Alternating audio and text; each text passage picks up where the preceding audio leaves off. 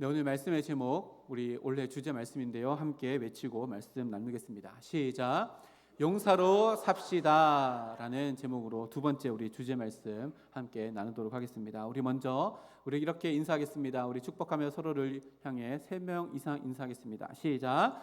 용서로 살아가게 축복합니다. 용사로 살아가게 축복합니다. 용사로 살아가게 축복합니다. 아멘.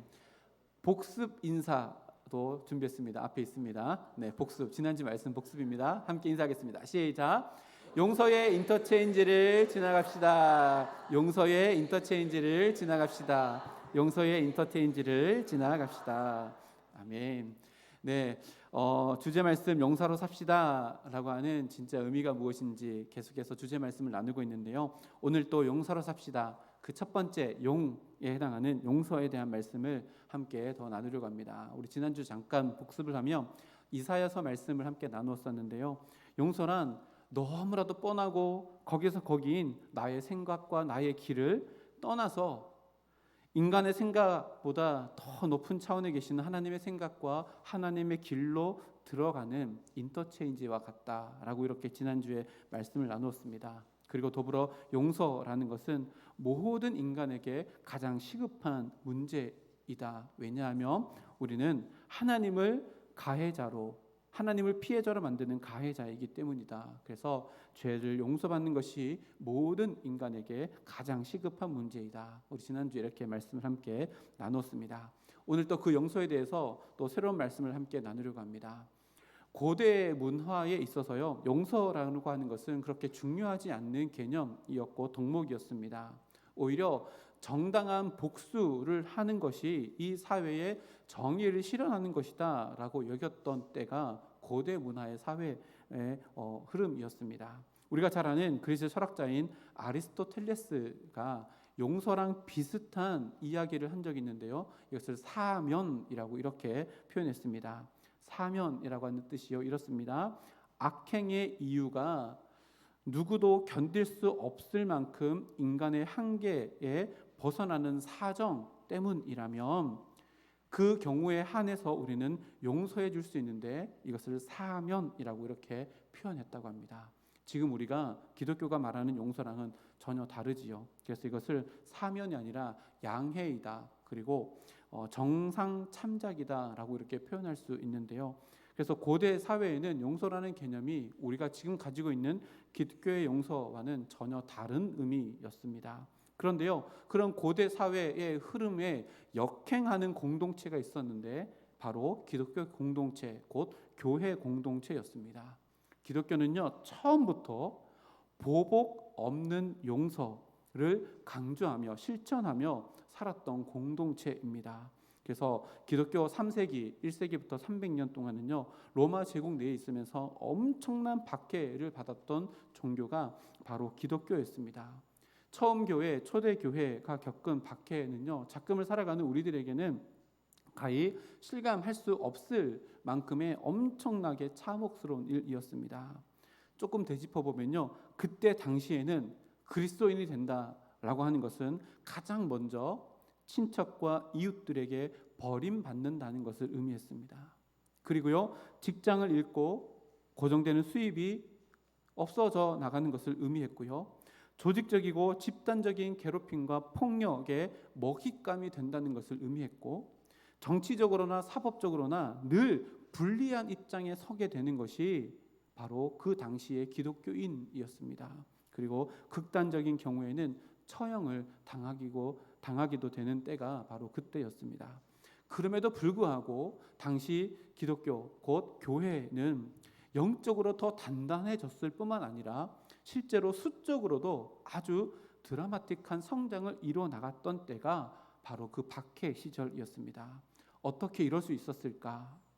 그 당시에 주교였던 키프리아누스라고 하는 주교가 있는데요, 이분의 한 설교문을 통해서 우리는 그 해답을 발견하게 되어집니다. 그때 당시에 설교 제목이 인내의 유익에 대하여라고 하는 제목으로 그때 당시 박해받는 시절에 설교를 했는데요, 그 설교의 본문에 이런 문구가 있다고 합니다. 그리스도인이라는 이유로 토지가 몰수되고 투옥, 칼, 짐승, 불, 처형의 위협까지 겪고 있지만 그럼에도 불구하고 그리스도인은 절대로 복수해서는 안 된다. 그리고 그럴 필요도 없다. 그리스도인들은 굳게 참고 견디며 최종 복수의 날을 기다려야 한다라고 설교했다고 합니다. 정말 놀라운 설교이지요. 복수 없는 용서를 선포합니다. 근데 복수할 수밖에 없는 상황 가운데 있다는 것이 더 놀라운 설교가 아닐 수 없습니다. 그런데요, 마지막 말이 더 우리들에게 인상 깊습니다. 마지막에 뭐라 그럴게요? 우리는 굳게 견디며 최종 복수의 날을 기다려야 한다. 이게 어떤 의미일까요? 예수님께서 이 땅 가운데 다시 오실 때는요, 모든 사람들을 심판하는 심판주로 이 땅 가운데 오실 터인데 우리는 그때를 기다리며 지금은 복수 없는 용서의 삶을 살아가야 한다는 것을 의미합니다. 조금 다르게 표현해 볼까요? 그들에 대한 심판은 하나님의 몫이고 오늘을 살아가는 우리들의 몫은 복수 없는 용서다 라고 하는 분명한 신학적 교리전 확신을 가지고 그것을 실천하며 살아갔던 때가 그때 당시였다라고 이렇게 기독교 역사는 이야기합니다. 키프리아누스가 이 설교가요 우리들에게 굉장히 중요한 신학적 뼈대를 가져다 줍니다. 보십시오. 그리스도인들을 상대로 자행된 너무나도 불의하고 너무나도 참혹한 이 악행들을요, 이 주교는 그것을 축소하거나 무시하거나 외면하거나 없애지 않았습니다. 죄 자체를 용납한 것이 아니라는 말입니다. 그런데 죄는 죄라고 선언하지만 그 죄인은 복수 없는 용서를 우리가 나누어야 된다라고 선포하며 기독교는 로마의 박해 가운데서도 없어지지 아니하고 더 많은 놀라운 신앙의 성장을 이루었다는 것이 우리가 가지고 있는 기독교 역사입니다. 이처럼요, 용서라고 하는 것은요, 기독교의 핵심 중의 핵심입니다. 그리고 그 기독교 용서의 핵심의 뿌리, 용서의 뿌리가 어디일까요? 당연히 하나님으로부터 흘러나왔습니다. 신약 성경에서 먼저 찾아보면요, 이 땅 가운데 예수님이 오실 때 예수라는 이름을 가지고 오셨는데요, 우리가 잘 알듯이 예수라는 이름의 뜻은 그가 자기 백성을 그들의 죄에서 구원할 자라고 하는 의미입니다. 다시 말하면 예수님이 이 땅 가운데 오실 때 가해자로서 용서가 필요한 우리를 용서해 주시기 위해서 그 죄에서 구원해 주시기 위해서 이 땅 가운데 오셨다라고 하는 이름의 의미가 예수라는 이름입니다. 이것보다요 더 근본적인 용서의 뿌리가 되어지는 사건이 에덴 동산에서 있습니다. 에덴 동산에 있는 중앙에 있는 선악을 알게 하는 나무 열매를 먹지 마라. 먹는 날에는 너희가 반드시 죽으리라 명령하셨습니다. 그런데 아담과 하와가 그것을 따먹었습니다. 그런데 그들은 죽지 않았습니다. 이미 용서받았다는 것을 의미하고요. 그 용서의 마음으로 그들을 찾아가셔서 회개의 기회도 주셨을 뿐만 아니라 가죽옷을 입힘으로 말미암아 너희들은 이미 용서받은 존재다라고 하는 확증의 증표까지도 하나님은 그들에게 주셨습니다. 그러니 기독교는요 철저하게 하나님의 용서 위에 세워진 종교라는 것이 성경의 이야기입니다. 그래서 우리가 반드시 기억해야 될 것은요, 하나님은 죄를 축소하거나 외면하고 묵인하지 않으시는 하나님의 공의, 곧 가죽옷의 희생 위에 하나님의 용서를 쌓아나간다라고 하는 것을 우리가 기억해야 합니다. 그리고요, 예수님께서 기도를 가르쳐 주실 때 주기도문 가운데 그 한가운데도 용서를 포함시키시면서 우리가 기도할 때 가장 중심이 되는 것도 용서다라고 우리에게 가르쳐 주시는데요. 마태복음 말씀을 보면 길어서 다 읽진 않겠습니다. 다 아시는 말씀이니까요. 주기도문 한가운데 12절 말씀을 보면 우리가 우리에게 죄 지은 자를 사하여 준 것 같이 우리의 죄를 사하여 주시옵소서.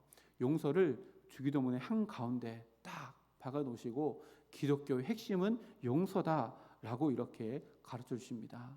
얼마나 이것이 중요했던지요. 9절부터 13절까지 주기도문을 가르쳐 주신 이후에 14절, 15절을 두 절을 더 할애해서 용서에 대해서 반복해서 말씀해 주시는데요. 이 14절, 15절이 주기도문 그 바로 밑에 있는 두 구절입니다. 너희가 사람의 잘못을 용서하면 너희 하늘 아버지께서도 너희 잘못을 용서하시려니와 너희가 사람의 잘못을 용서하지 아니하면 너희 아버지께서도 너희 잘못을 용서하지 아니하시리라.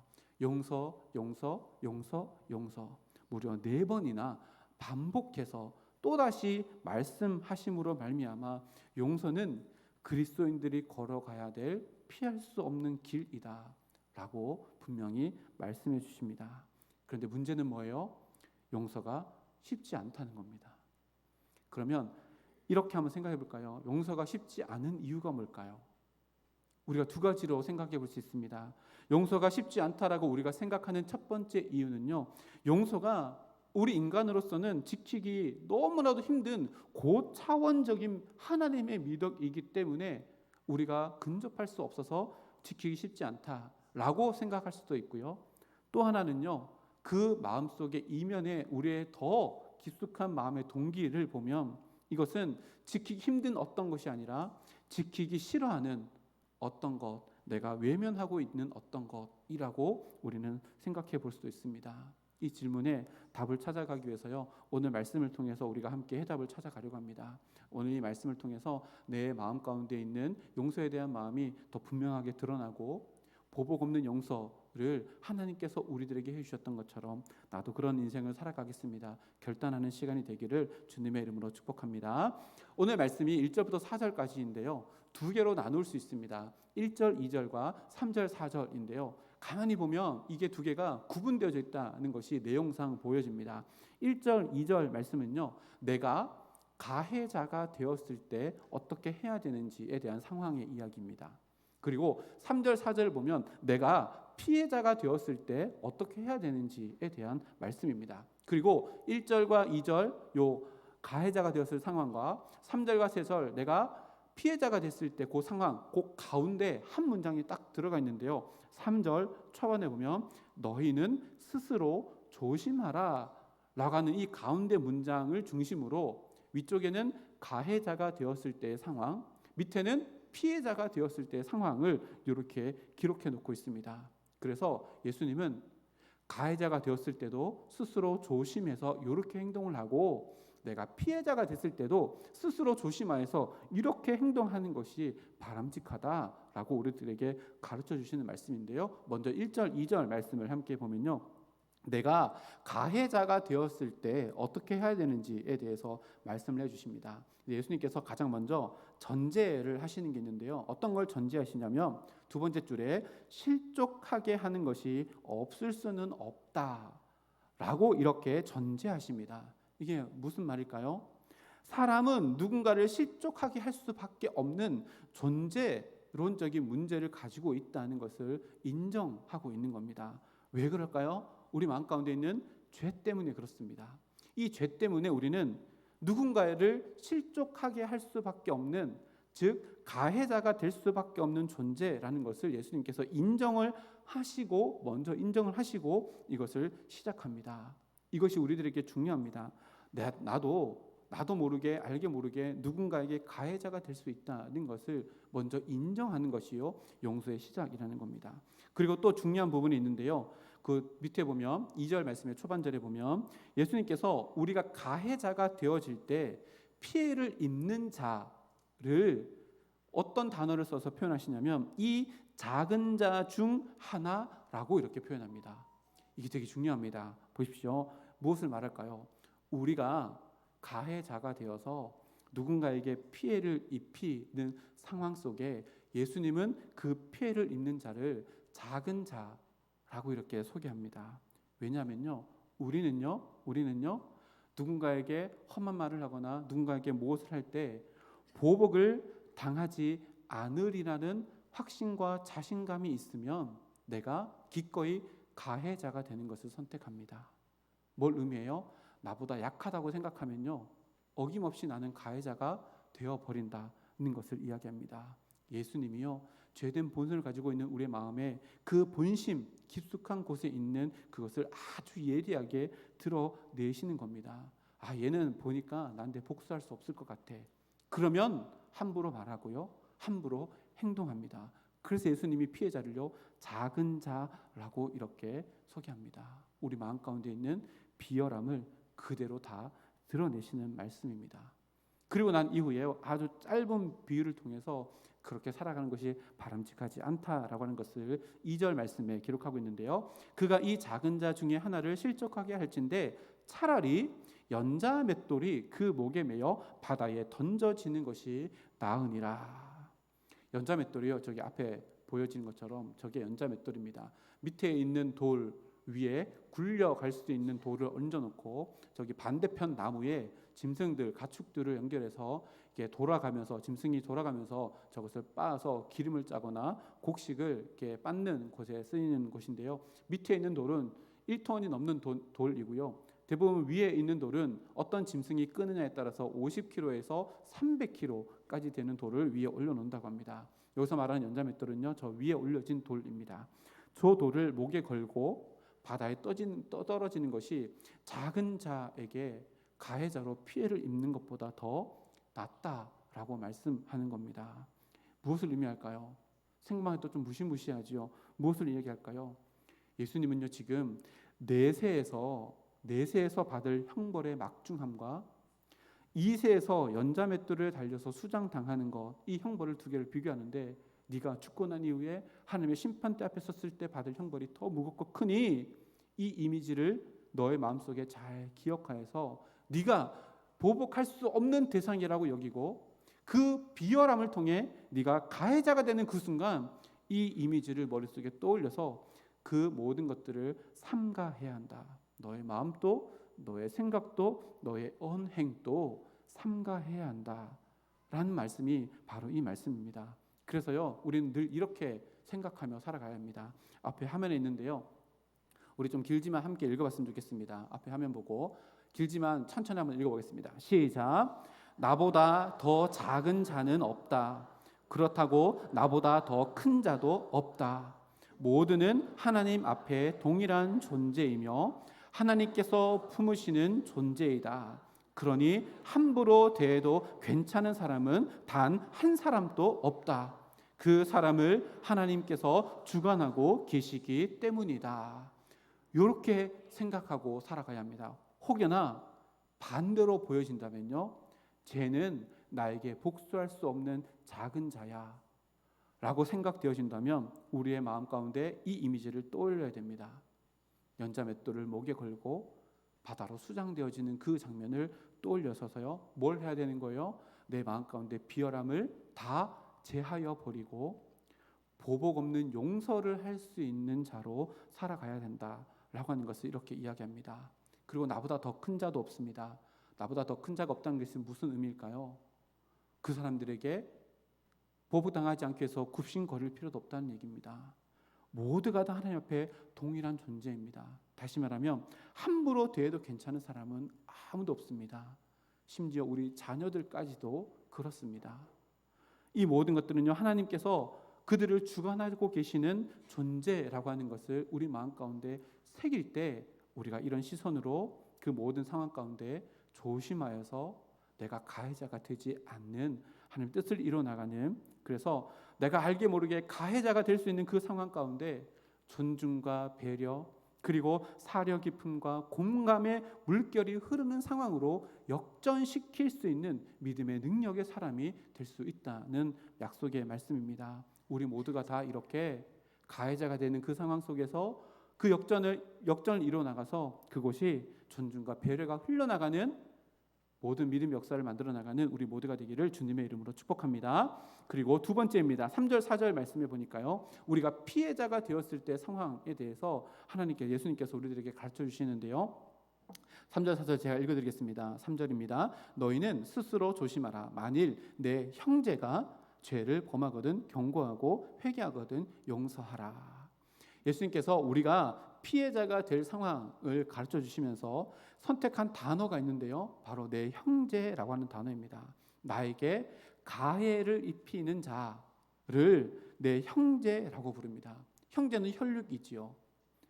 그 형제가 어떤 모습으로 있든지 나는 그 형제를 사랑할 수밖에 없는 대상이 바로 형제입니다. 그런데 그 형제라고 하는 단어를 나를 힘들게 하고 나에게 상처 준 자를 예수님께서 형제라고 하는 단어를 써서 우리들의 인식을 바꾸어 나갈 것을 요청합니다. 누구라고요? 가해자가 아니라요, 나의 형제입니다. 형제는요, 부모님을 통해서 태어난 나와 동일한 존재라고 하는 것을 인정하는 겁니다. 그래서 용서라고 하는 것은요, 가해자와 나를 동일하게 여기는 것으로부터 시작된다는 것을 의미합니다. 그런데요, 막상 내가 피해자 입장에서 가해자를 만나면 이 진리를 놓치기 십상입니다. 왜요? 우리 마음 가운데 감정이 남아있기 때문에 그렇습니다. 그 어떤 사람의 특징을 과장해서 우스꽝스럽게 그리는 그림을 뭐라 그래요? 캐리커처라고 합니다. 앞에 제가 이미 그 영상을 준비했는데요. 잘 안 보이시죠? 그 캐리커처 그림 보면 그 사람의 얼굴에 조그만 특징이 있으면요, 이것을 엄청 과장해서 그립니다.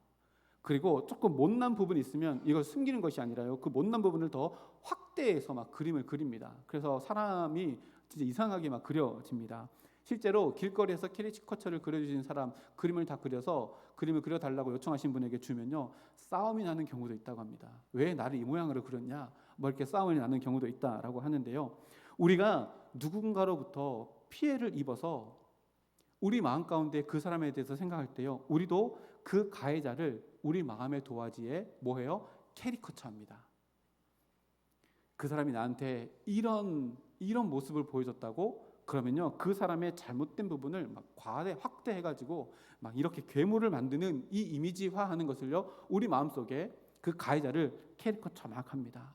그렇게 함으로써 내 마음 가운데 뭐 하는 거예요? 상처를 치유받으려고 합니다. 그 사람을 잘못된 부분을 확대해가지고요, 이상하게 그려놓고 그 사람보다 내가 우월해 라고 하는 마음을 가지고 이것을 뭐 하는 거예요?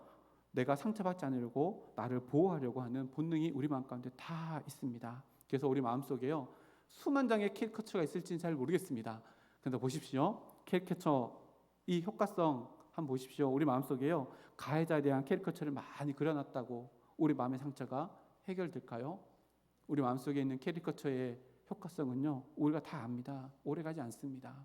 오히려 그 그림이 내 마음속에 잔상으로 남아있으면 오히려 우리는 성도이기에요, 죄책감이 다시금 더 밀려와서 더 큰 아픔이 찾아오는 것이 사실입니다. 이런 죄된 인간의 본성을 예수님께서는 너무나도 잘 아시기에 그 가해자를 캐리커처 해가지고 이상하게 그리지 말고 너의 형제라는 것을 잊지 말아라 라고 우리들에게 이야기합니다.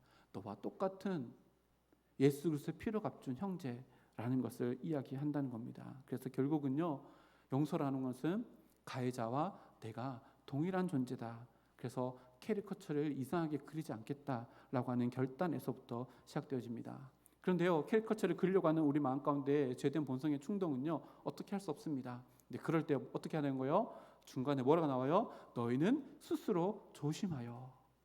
그 마음을 조심하게, 내 마음을 완전히 바꾸어서 그 사람에 대해서 나쁜 것을 특징을 막 이만큼 부풀려가지고 이상한 괴물을 그리려고 하는 마음이 생겨나갈 때 마음속 내 펜을 들고 마음의 도화지에 그 사람의 아름다운 것, 그 사람의 장점을 극대화해서 이상한 그림이 아니라요, 긍정적인 캐리커처를 그려나가는 것, 이것이 용서다라고 예수님께서 말씀하시는 겁니다. 그래서 우리 모두는요, 이런 화가가 되어야 됩니다. 믿음의 화가, 용서와 사랑의 화가가 되어서 내 형제를 이상하게 그려가지고 싸움 나지 하지 말고 아름답게 그려서 내 마음속에 간직하는 것, 이것이 용서의 첫걸음이다 예수님께서 말씀하십니다. 그리고 3절 4절을 다시 한번 보면요, 예수님께서 용서라고 하는 단어를 2번이나 반복해서 사용하시는데요, 이 용서라는 단어 헬라어가 아피에미라고 하는 단어인데 두 가지 의미를 가지고 있습니다. 하나의 의미는 뭐냐면 뭐뭐로부터 멀리 떠나 보내다라고 하는 의미가 용서하다라고 하는 헬라어의 원어의 의미이고요, 두 번째 의미는 뭐냐면 빚을 탕감해 준다, 면제해 준다라고 하는 이 두 가지 의미가 있는 것이 헬라어의 용서하다라고 하는 의미입니다. 재밌지요? 나에게서 멀리 떨어져 보내는 것이 용서이고요, 빚을 탕감해 주어서 면제해 주는 것이 용서입니다. 자, 이것이요 예수님께서 말씀하신 하나님의 용서의 의미인데요. 누군가를 용서한다는 것은요, 그 사람의 잘못을 멀리 멀리 떨어져 보내는 겁니다. 그리고 용서라는 것은요, 상대방이 나에게 상처를 줘서 내가 아픔이 있지만 그 아픔의 대가를 내가 대신해서 부담하겠다라고 하는 결단이 용서다라고 하는 것을 이야기합니다. 여기에서 용서가 어려워지지요. 그러나 이 용서가 어디에서부터 출발됐어요? 하나님의 용서에서부터 시작되었다는 것을 우리는 알아야 합니다. 하나님이 우리를 용서해 주는 것이요, 내 죄를 저 멀리 보내보시는 용서였고요, 내가 죄 때문에 하나님을 피해자로 만들어서 엄청난 대가를 지불해야지만 그 대가를 하나님께서 대신 지불해 주신 그 용서를 내가 받았다는 것을요, 우리는 용서를 하면서 깨닫게 되는 겁니다. 다윗이 시편 103편에 하나님의 용서를요 이렇게 노래하며 선포합니다. 앞에 12절 말씀인데요, 함께 읽어보겠습니다. 시작.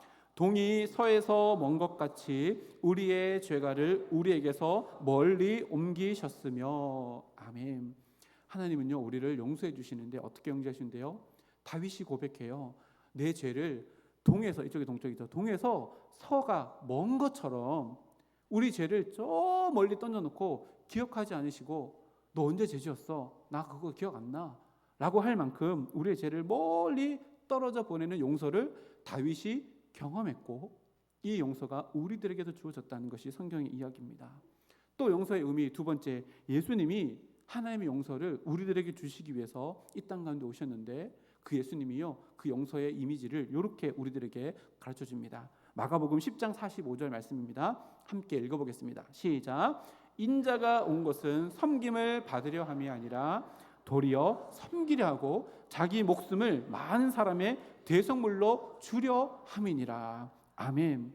예수님이 땅 가운데 오셔서 십자가 지신 이유는요, 우리가 짊어져야 될 그 용서의 대가를 하나님 예수님께서 대신 져 주시기 위해서, 그것을 대신 지불해 주시기 위해서 이 땅 가운데 오셨다라고 예수님께서 이렇게 말씀하십니다. 예수님은요 우리에게 복수하시기 위해서가 아니라요, 우리가 짊어져야 될 죄의 값을 다 탕감해 주시는, 다 너는 빚을 다 청산했다라고 하는 이 증표를 우리들에게 선물로 주시기 위해서 이 땅 가운데 오셨다. 이것이 우리가 받은 하나님의 용서다라고 이렇게 우리들에게 이야기합니다. 그래서 용서라는 것은요, 그 사람에게 정말 값비싼 선물을 먼저 주고 그것을 구입하기 위해서 드렸던 대가 지불을 내가 감당하겠노라 결단하는 것이 이 용서라는 것을 이야기합니다. 이 용서를요 팀 켈러 목사님이 용서를 배우다라고 하는 책에서 이렇게 선포합니다. 기록합니다. 띄워주시면요, 용서는 비싼 선물을 외상으로 사주는 것과 비슷합니다. 받는 쪽에서는 선물을 한순간에 받아서 쭉 누리게 되어지지만, 주는 쪽에서는 그것을 사기 위해서 지불했던 빚을 완전히 지불할 때까지 계속 갚아 나가야 합니다 라고 이렇게 표현합니다. 그러니까 용서하는 것은요 단회성의 일회성의 사건이 아니라요, 용서한 이후에 그 값을 내가 짊어지고 지불해야 되는 과정으로 들어가는 것을 의미합니다. 그래서요 용서했어 라고 끝나는 것이 아니라요, 용서를 해 줌으로 말미암아 내가 짊어져야 되는 감정에 지불해야 될 대가, 그리고 내 마음의 상처를 아물도록 하는 그 모든 대가를 내가 지불하겠구나 결단한 겁니다. 그래서 뭐가 필요해요? 시간이 필요합니다. 그래서 용서는요 끝내야 되는 숙제가 아닙니다. 딱 하고 나면 끝, 이게 아니라요, 우리가 품고 살아가야 하는 삶이 곧 용서입니다. 언제까지요? 주님이 부르시는 그날까지 이 용서의 값을 다 뭐 하는 거예요? 갚아 나가는 겁니다. 누가요? 피해자인 내가. 왜 이렇게 해야 되지요? 주님이 우리에게 그런 용서를 주셨기 때문입니다. 그리고 예수님도요 이것을 너무나도 잘 압니다. 그래서 4절 말씀에 뭐라고 기록하냐면, 만일 하루에 7번이라도 너에게 죄를 짓고 7번 내게 돌아와서 내가 회개하노라 하거든 너는 용서하라. 하루에 7번입니다. 뭐 하는 거예요? 계속해서 반복적으로 이 용서의 삶을 짊어지며 그것을 네가 자발적으로 기꺼이 대가를 지불해라. 그래서 용서는요, 일종의 자발적인 고생입니다. 용서는 자발적인 고생입니다. 근데 우리가 자발적으로 하는 고생이 있습니다. 뭘까요? 내가 좋아하는 것들입니다. 내가 좋아하는 것은요, 자발적으로 고생합니다. 등산 좋아하시는 분은요, 등산 맨날 갑니다. 등산 싫어하시는 분들은 에휴, 저 고생하러 또 올라가네. 올라갔다 또 내려올 걸 뭐하러 올라가냐 이렇게 하지만, 좋아하는 것은요, 자발적으로 고생합니다. 우리가 내가 받은 하나님의 용서가 기쁘고 즐겁고 좋은 것이라고 여겨진다면 우리는 기꺼이 그 용서를 베푸는 것도 자발적인 고생으로, 내가 피해를 받았음에도 불구하고 그 피해된 상처를 내가 갚음으로 말미암아 그에게는 값비싼 하나님의 용서를 선물 주겠노라. 그로 말미암아 나에게 한없는 기쁨, 하나님만이 주실 수 있는 감격이 솟아나오는 그 길을 내가 걸어가겠노라 하는 것이 용서라고 우리들에게 가르쳐 주시는 말씀이 바로 오늘 말씀입니다. 그래서 용서란 오르지 못할 고차원의 이야기도 아닙니다. 지긋지긋한 숙제도 아닙니다. 용서는요, 나를 용서해 주신 주님과 닮아가며 동행하는 삶의 모습입니다. 올 한 해 이렇게 용서와 사랑의 화가가 되셔서 나를 아프게 하고 힘들게 하는 그 사람을 내 마음속에 이상한 캐리커처 그리지 마시고 내 형제로서 하나님의 사랑받는 자로서 아름다운 그림을 그려나가는 용서의 사람이 될 수 있도록 우리 모두가 아름다운 화가가 되고, 또 그 사람이 나에게 잘못했던 모든 것들을 내가 감당해내겠노라, 주님이 그러셨기에 나도 그 십자가를 지겠노라 결단하며 용서를 이루어 나가는 우리 모두가 되어 올 한 해 우리 말씀의 표제처럼 용사로 살아가며 하나님의 나라를 만들어가는 우리 모두가 되기를 주님의 이름으로 축복합니다. 함께 기도하겠습니다.